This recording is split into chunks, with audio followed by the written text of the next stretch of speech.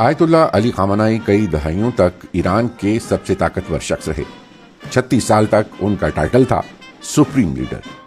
بہت سے لوگ انہیں اسلامی انقلاب کا ہیرو قرار دیتے تھے، جبکہ کچھ حلقوں کی نظر میں وہ ایک سخت گیر آمر تھے۔ سن 1939 میں ایران کے مذہبی مرکز مشہد میں پیدا ہونے والے خامنائی نے صرف 11 سال کی عمر میں دینی تعلیم پر عبور حاصل کر لیا تھا۔ تب ایران ایک سیکولر ملک تھا جس پر شاہ کی مطلق العنان حکومت تھی۔ اپنی نوجوانی میں خامنائی نے آیت اللہ روح اللہ خمینی کی قیادت میں مذہبی اپوزیشن میں شمولیت اختیار کی۔ خمینی ان کے اساتذہ میں شامل تھے۔ شاہ کی خفیہ پولیس نے خامنائی کو کئی مرتبہ گرفتار بھی کیا۔ سن 1979 میں جب ایرانیوں نے شاہ کی حکومت کا تختہ الٹ دیا تو خمینی جلا وطنی سے واپس آئے اور سیکولر ایران کو اسلامی جمہوریہ میں بدل دیا۔ علی خامنائی نئے نظام میں تیزی سے اعلیٰ عہدوں تک پہنچ گئے۔ وہ 1981 تا 1989 دو مدتوں کے لیے صدر منتخب ہوئے اور ایران میں اسلامی انقلاب کے بعد مختصر وقت کے لیے نائب وزیر دفاع کے عہدے پر بھی براجمان ہوئے۔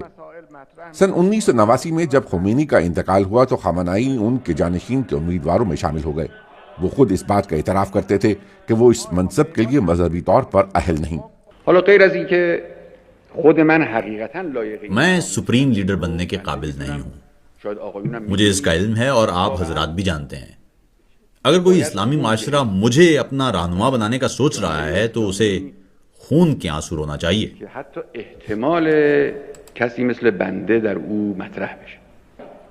لیکن خامنائی کو سپریم لیڈر منتخب کر لیا گیا۔ اس وقت ان کی عمر 50 برس تھی۔ ایران میں سپریم لیڈر تمام تر اختیارات کا مالک ہوتا ہے۔ وہ ریاست کا سربراہ اور پاسداران انقلاب سمیت سبھی مسلح افواج کا کمانڈر بھی ہوتا ہے۔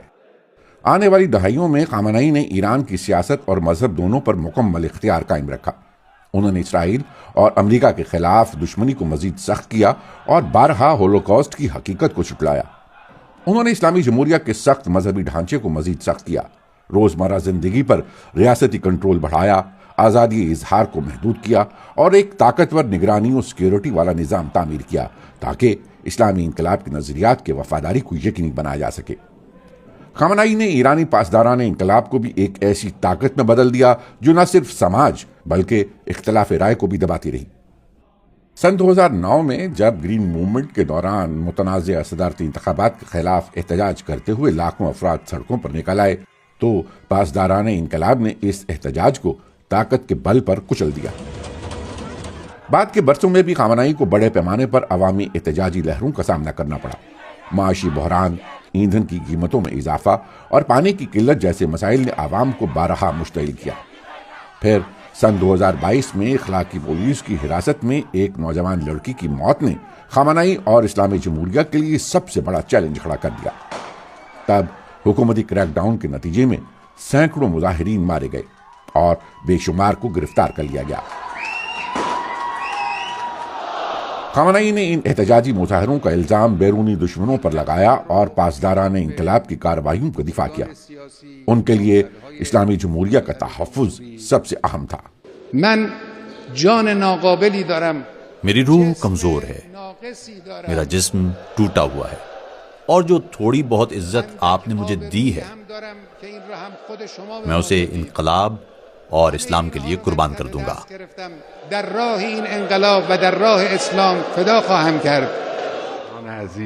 لیکن جب سن 2025 میں اسرائیل اور امریکہ نے ایران کے جوہری پروگرام اور اعلیٰ فوجی کمانڈروں کو نشانہ بنایا تو خامنائی عوامی منظرنامے سے غائب ہو گئے۔ روپوش ہو جانے کے بعد ان کے ریکارڈ کیے گئے میسج ہی نشر کیے جاتے رہے، حتیٰ کہ اعلیٰ حکام کی بھی ان تک رسائی نہ تھی۔ 28 فروری سن 2026 کو 86 سالہ خامنائی امریکہ اور اسرائیل کی مشترکہ کارروائی کے نتیجے میں ہلاک ہو گئے۔ ایران کی حالیہ تاریخ کے سب سے بڑے بحران میں خامنائی اپنے پیچھے طاقت کا ایک خلا چھوڑ گئے ہیں۔